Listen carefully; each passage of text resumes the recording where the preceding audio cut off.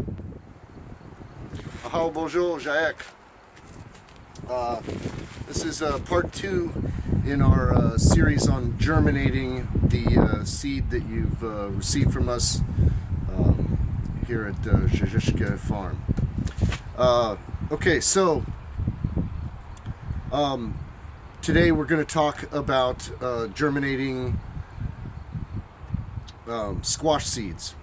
Now, yesterday in the video I made about germinating corn seed, we talked. I showed you how I soak the corn seeds. I don't think this is a good way for things to be done with squash. Squash seeds tend to rot before they will actually sprout if you just leave them in water.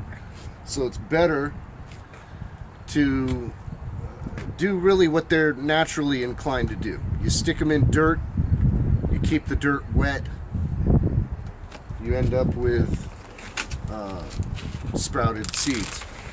Now, here I have some squash seeds. With squash seeds, it's a little bit different than with the corn seeds. The corn seeds will just sprout a tail right out the bottom of the seed. With squash seeds, the side splits open. The side splits open, and the root starts to protrude out the side. It literally lifts the root grows up, and it literally lifts the entire thing up out of the dirt. So you'll actually see the shell of the seed protrude up out of the dirt.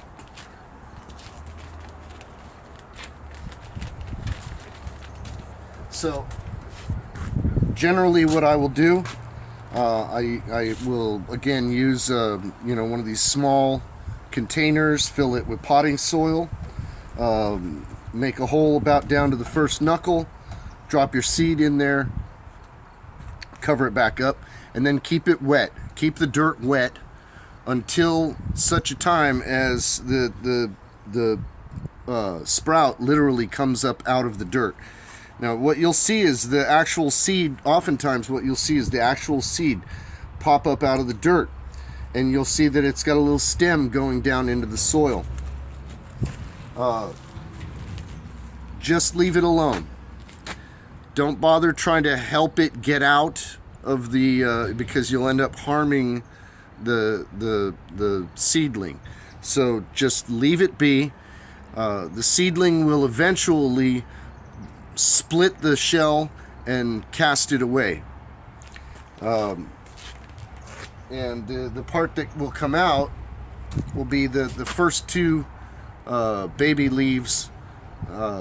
That's actually what splits the seed apart and pushes off the shell.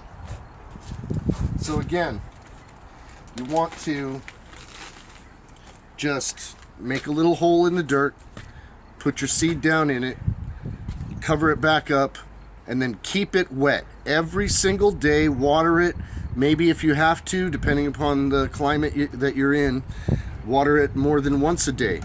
Monitor it for at least the first week or two until you've got sprouted, healthy seedlings. Monitor it, keep it monitored, keep it wet. Make sure that the soil does not dry out. As long as the soil stays wet, you're more than likely going to get a healthy plant out of it. Once you've got a healthy little seedling going, maybe it's a few inches tall, then you can transplant it into the actual ground. Other than that, it's pretty simple and pretty easy to do. Good luck. Tomorrow we'll be making another video, and we will be talking about sunflowers. Okay, the Seneca sunflowers. Everybody who got squash seed from me this year got Gete Kosaman squash. This coming year we're going to, for the 2018 growing season, we're going to be switching to Ho Chunk squash. So that's what I'll be doing. You'll be growing Gete Gosamon squash. Thank you very much, and miigwech, pamapi.